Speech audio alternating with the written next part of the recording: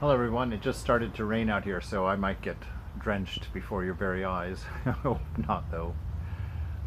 This morning I've been doing a lot of thinking. We had a nice class on St. Teresa of Avila, her interior castles, and we got to talking about a lot of different things. And I've been reflecting on it quite a bit. I also read this morning in Narada's Bhakti Sutras, the commentary by Swami Prabhavananda, some ideas about renunciation. And, like so many things in spiritual life, in a sense, what we're looking for is the God perspective, to see things as the beloved sees things, not to see them as a body and a mind and a personality. A limited perspective sees things. And when we look at renunciation, it's common to all of the world's religions. It's fundamental in our quest for God. Not that things are bad, not that objects of the senses are bad or that they have any intrinsic value at all in and of themselves. It's our wrong seeing of them, our assigning a wrong value to them. Renunciation, it's often looked at as a grim thing, like, oh my goodness, I have to do this thing, or I have to give up all my favorite stuff. And that's a complete misunderstanding, because renunciation is about freedom. Renunciation is about a proper value on things.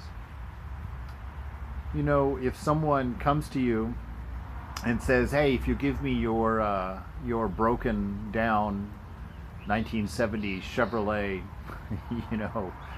junker, I'll replace it with a brand new Volvo, or whatever." Put your least favorite and your most favorite car in there. And you'd be silly to turn it down, right? You'd be like, that would be ridiculous. Of course, here, take the junker, I'll take the new car. Renunciation is like that. Mother is coming along and offering you something much better than what you have. You have to take a little bit of a chance, because you don't get to taste it beforehand necessarily. Swami Prabhavananda told about an old story, I've heard it from many sources actually, about an old king that went to see a sadhu in the forest, and the king said to the sadhu, "I want to learn from you. You are such a great renunciate. You've left everything for God. I want to know how should I do that too." And the sadhu says to him, "Oh king, you have come to the wrong person. You are the great renunciate, not me. For you have held on to the temporary, the things that are fading away, and given up the immortal, unending bliss of God knowledge. You are the great renunciate. I have given up worthless things for gold. I am the least of renunciates." You see, that is true renunciation. That is true understanding.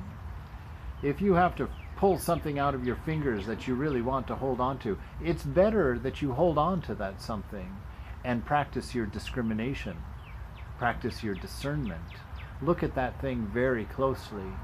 In all the things that you desire is hidden a name or a quality of the divine, a quality of God.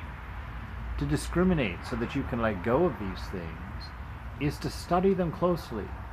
Look at their effect on you. Quite often we look at the effect of things between two very narrow boundaries. Getting drunk seems like a fun and joyful thing if you look at it from 7 p.m. to midnight on a Friday night. Let's broaden out our perspective a little bit and take it all the way from 7 p.m. on Friday night to, say, noon on Saturday, when you wake up in the morning with your terrible hangover and, your headache and the fact that you spent, $100 on 3 cocktails last night. You see, it's not looking like such a good deal.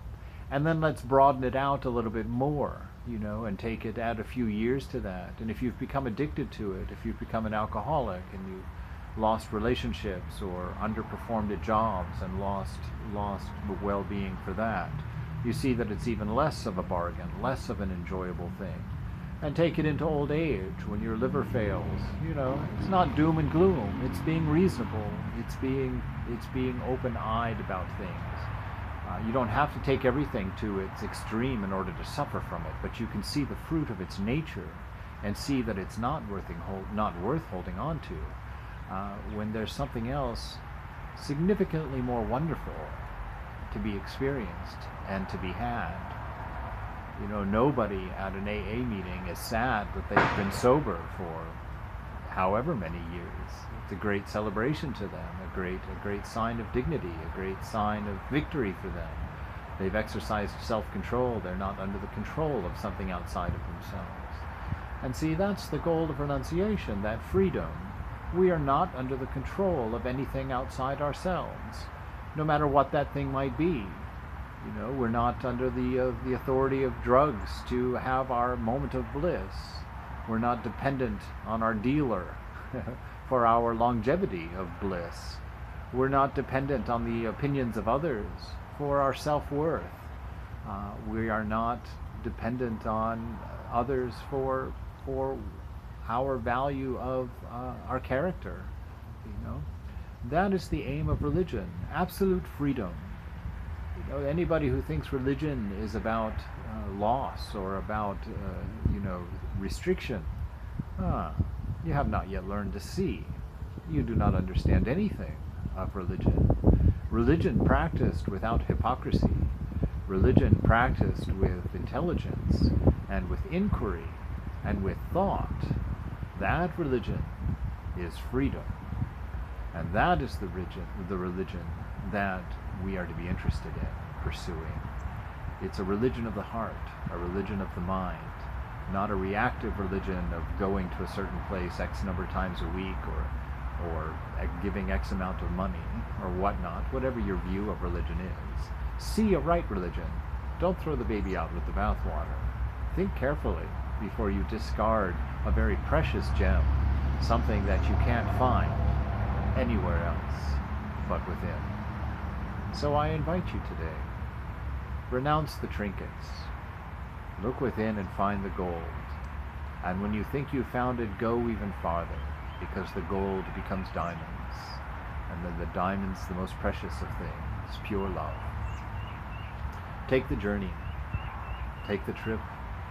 Every day, the beloved Mother of the Universe gives you a new chance to develop a new perspective, a new chance to do the things today properly that you didn't do yesterday, a new chance to repair broken relationships, a new chance for all of these things. Don't waste that chance. One day it will be the last one.